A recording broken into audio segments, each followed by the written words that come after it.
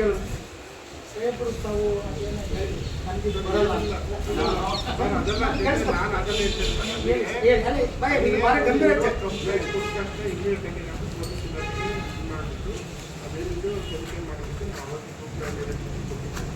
ಅದಾದ್ಮೇಲೆ ನನಗೆ ಮಂಜು ಫೋನ್ ಮಾಡಿದ್ದು ನಾನು ಡಿ ಎಸ್ ಪಿ ಅವರ ಹತ್ರ ಕರೆಸಿಬಿಟ್ಟು ನನ್ನ ಆಫೀಸಲ್ಲಿ ಫೈನಾನ್ಸ್ ಕಂಪ್ನಿಯವ್ರನ್ನು ಕರೆಸಿ ಮತ್ತು ಇನ್ನೊಂದು 4-5 ಜನ ಬಂದುಬಿಟ್ಟು ಎದುರುಗಡೆ ಹೋಗಿ, ಯಾಕಂದರೆ ಒಬ್ಬೊಬ್ಬರು ಡಿಸ್ಕಷನ್ ಮಾಡೋಕ್ಕೆ ಬೇಡ, ಅವ್ರನ್ನೂ ಕರೆಸಿದ್ದೀವಿ. ಡಿ ಎಸ್ ಪಿ ಅವರು ಬಂದು ಕೂತಿದ್ದಾರೆ. ನಿಮ್ಮ ವಿಚಾರನೇ ಇಷ್ಟೊತ್ತು ನಾವು ಚರ್ಚೆ ಮಾಡ್ತಾ ಇದ್ವಿ.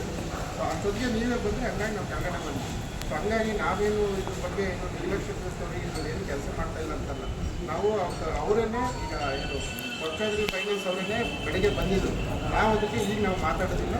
ಡಿ ಎಸ್ ಪಿ ಕೊಡ್ತಾರೆ, ರೈತರ ಮುಖಂಡರು ಕೊಡ್ತಾರೆ, ಎಲ್ಲರೂ ಎದುರುಗಡೆ ಮಾತಾಡೋಣ ಅಂತ ಕೂರ್ಸಿದ್ದೀವಿ.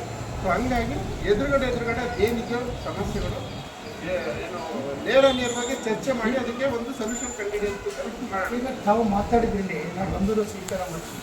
ಚಳುವಳಿಗಾದಂಥ ಒಂದು ಗೌರವ ಇದೆ. ನಮ್ಮ ಚಳುವಳಿದವರು 3 ದಿವಸದಿಂದ ನಿಮಗೆಲ್ಲ ಕಾನೂನುಬದ್ಧವಾಗಿ ಚಳುವಳಿ